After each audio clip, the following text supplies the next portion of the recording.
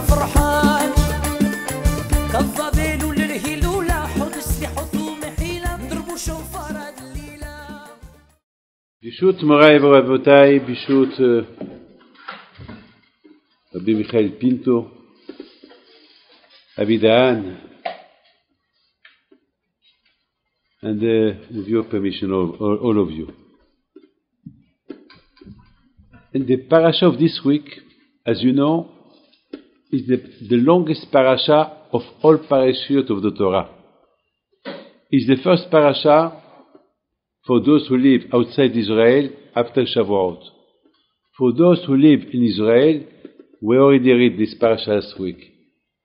That means for me, I'm going to miss the parasha of this week. Shlach lecha.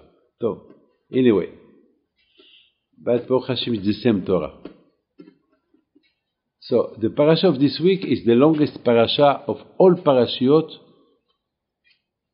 because the Torah, the rabbis want to teach us something. What? This is the question. Why this parasha is so special? That it is very, very long. Very, very long. The longest parasha of all parashiyot. Why? Why? So I was thinking that in this parasha there is something that we have to learn. The Torah said, "Ha'olam omed." The Rabbi said, "Ha'olam omed ala Torah, ve'ala avodah, ve'al gnut hasadim." The word stand with the zichut of the Torah, learning Torah, being a good Jew, respect Torah mitzvot.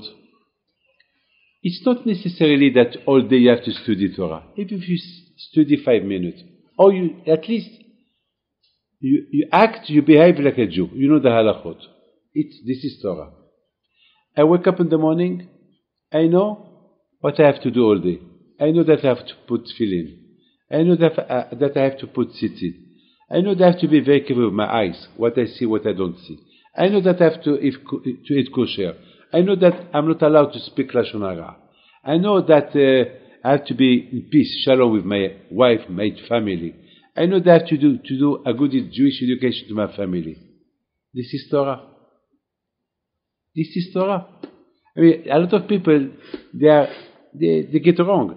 They think when we speak about Torah, that means that you have to study Torah all day, all night. No. You respect Torah and mitzvot day and night.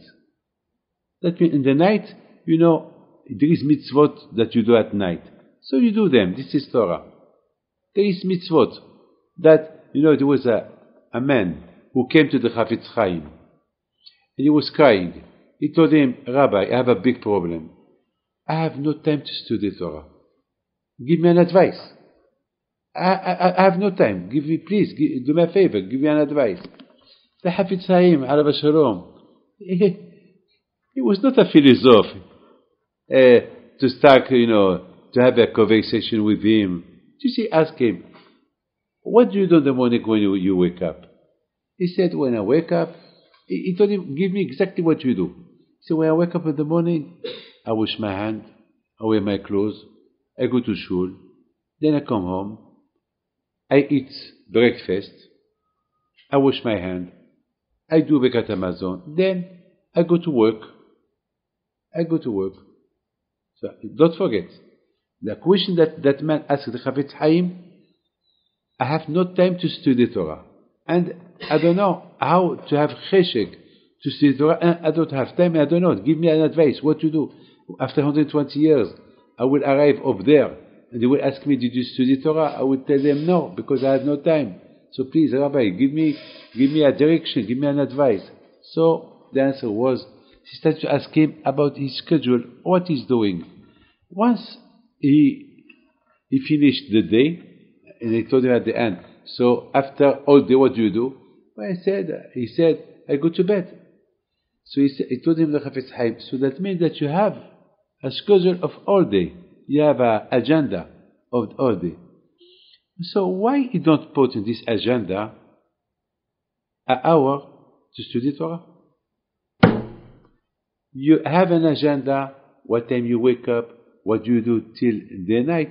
So why you don't put the same way that you have new agenda, breakfast, dinner, lunch, and tefillah, shachrit, milcha. Put there as well, right? It's all in your mind. Just put it in your mind. That's it. It's so easy. But unfortunately, in our agenda, there is no Torah. We don't add 1 hour of Torah. I was so proud yesterday. Behemet, huh? Somebody told me, no, yesterday or the day before. I think the day before. Somebody told me, I asked him, are you kovei itim la Torah? He said, Baruch Hashem that I work in Manhattan. I live in the Deal. He's not a rabbi, huh? He's a Jew, a single Jew. And Baruch Hashem that every morning I take the bus, and the bus I have there my Daf HaYomi, and the evening I repeat the Daf HaYomi. Baruch Hashem. Unfortunately, people on those 2 hours, telephones, textos, newspapers. So why? I mean, you have no. After 120 years, you have no argument with HaKadosh Baruch Hu, because HaKadosh Baruch Hu will ask you, give me, like the Chafetz Chaim said, give me your schedule, what you do all day. So we start to tell him all your agenda of all day. So Hashem will ask you, why you did not add Limud Torah on your agenda? It's easy, but the Yitzhara is very strong. He will put in your mind all kinds of things to do. You will write them in your agenda, but Kvi'ut Itim La Torah, he will tell you, well, this later, always pushing, later. The first question that Hashem asked after 120 years, Haim Kava'atim Itim La Torah. This is the first question. The Gemara said, En Adam Nidon Ella Al Bitul Torah. The Gemara said, the judgment of there is the judgment of Bitul Torah. Did you study or not? They don't ask you about other things. Only did you study or not. That's it. And the Gemara said again, Ashrei mi sheba lekan v'talmudu ve'adu. What a big zchut a person has after 120 years, and you come with his book, with his learning, with his studying. I mean, up there, they don't ask you how much tzedakah did you give, how much time you went to shul.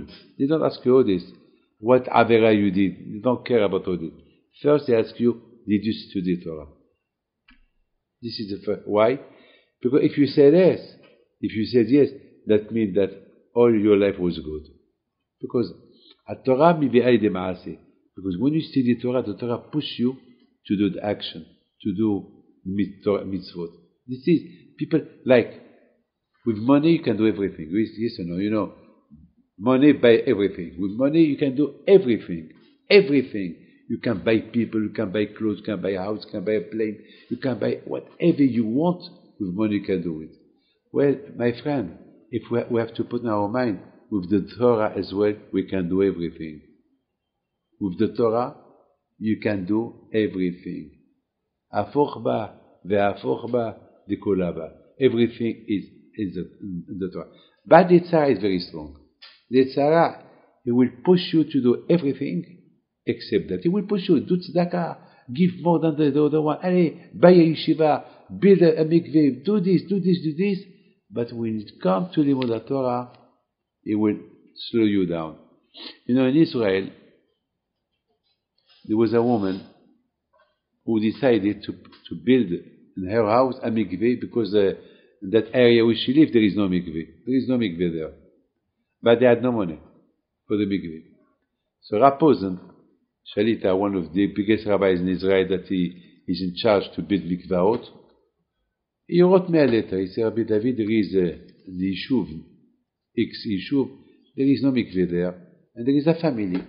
They donate their place, they donate their basement, the basement, and to build their mikveh for people who want to wish. I said, I do that in the memory of my mother. I do it. So I started to give the money, and Baruch Hashem, a few months ago, did the inauguration.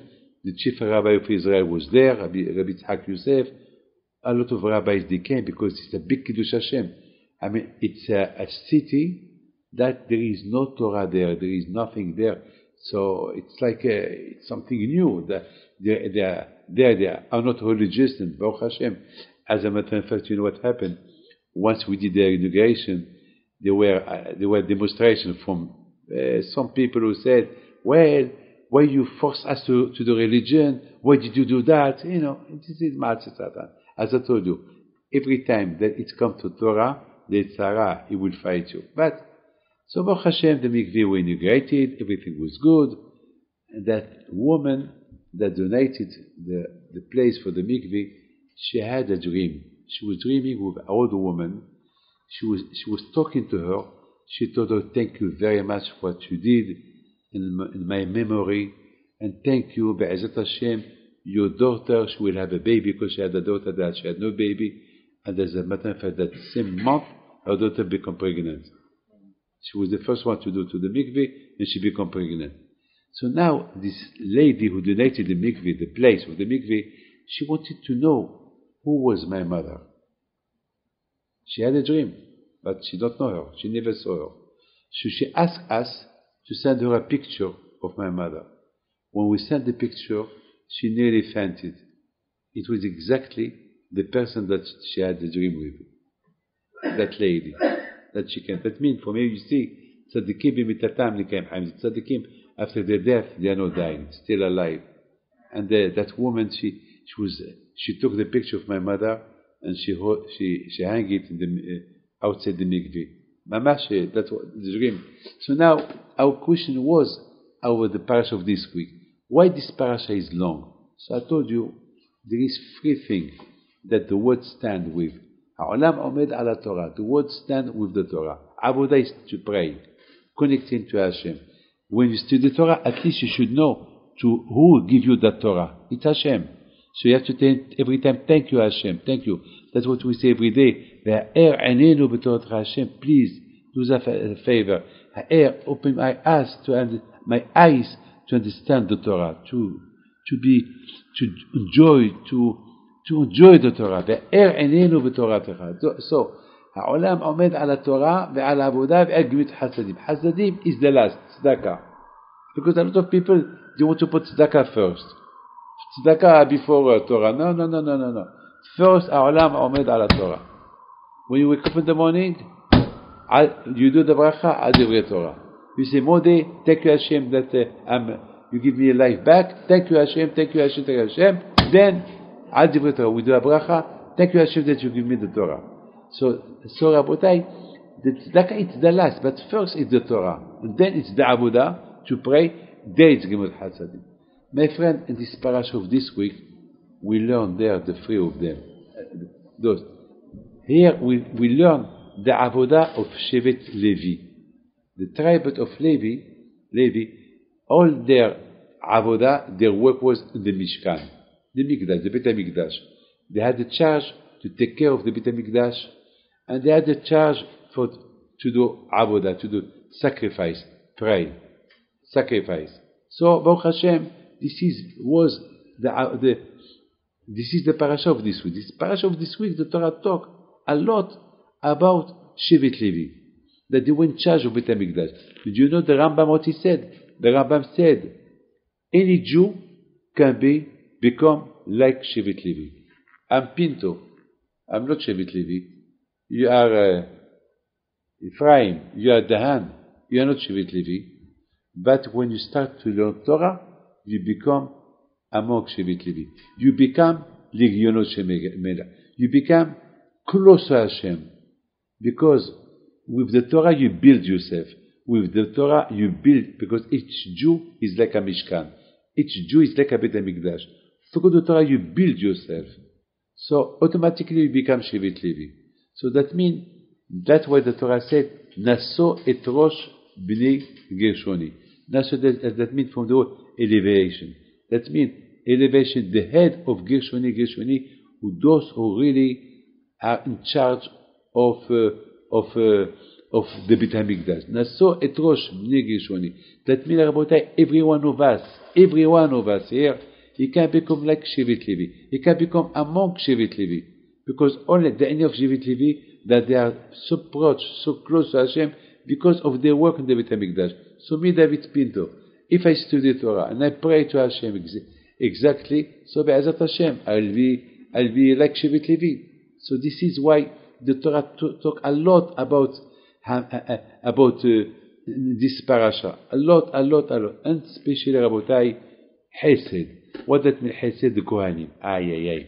Can you imagine what the Torah said? That the Kohen, he should be an example for us. What a kind of example?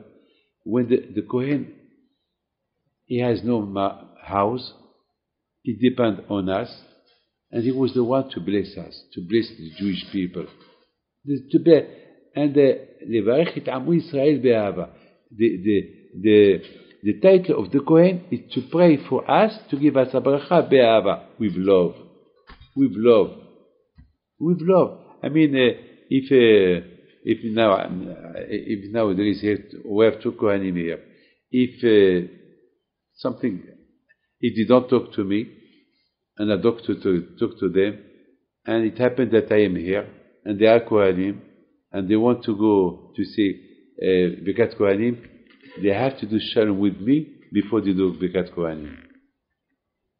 Because how can they mention that I want to pray for the Bnei Yisrael Be'ahava, and at the time that we don't talk?